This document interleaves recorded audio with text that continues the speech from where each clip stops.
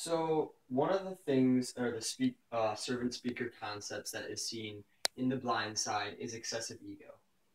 The main way that we see excessive ego played out in The Blind Side is when Leanne is talking to her friends at the restaurant.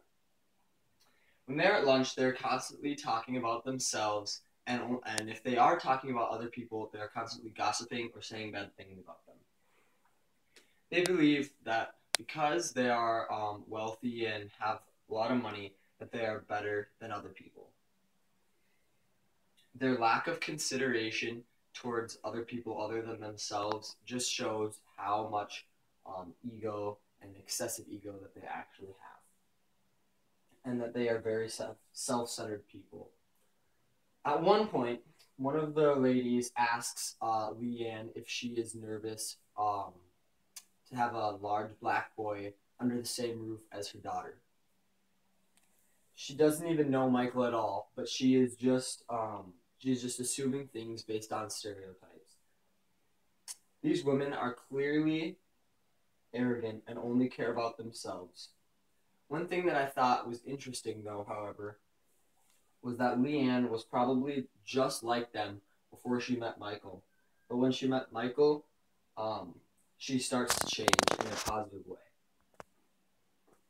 She realizes that she has been put in a position of wealth, not to look down on people or be condescending, but rather to help them. It gives her the opportunity to help others the way that she should, because she has a great opportunity to.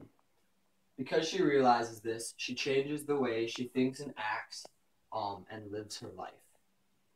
She even addresses her friends' inappropriate behavior and essentially exposes their excessive ego to them. I believe this was very necessary because their ego was so high that it was a good thing for Leanne to do. So it was clear that those ladies had excessive ego, but overall, I think The Blind Side took a unique approach to it. The next servant speaker concept is verbal and nonverbal communication. Verbal / nonverbal communication are definitely seen in this movie. Michael is the main person who speaks non-verbally. And throughout the entire movie, Leanne is constantly asking questions about different things that most of the time that his answers are just nothing, and he'll just stare at the ground. She asks him things like, where do you live? Do you have a place to stay? Do you have a family?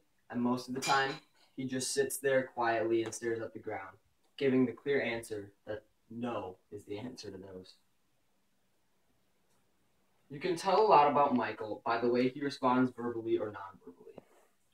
Leanne does a great job in the movie communicating verbally. She's always asking Michael questions or filling him in on things that he might not understand. She even coaches him and tells him to protect the quarterback like he would protect her. So her verbal communication helped him and encouraged him to be a good football player. She also does a great job of communicating with her family. Even though, because she took in Michael, there have been many people that, a lot of gossip and talk going around as to what they're doing with Michael, and sometimes her other kids would even be like talked about or made fun of at school because of it. But she's always making sure and asking her family like how they feel about the situation with Michael and if they're comfortable with it. Overall, this movie has a lot of verbal and nonverbal communication that is seen throughout. The verbal communication goes mainly through Leanne, and the nonverbal communication goes mainly through Michael.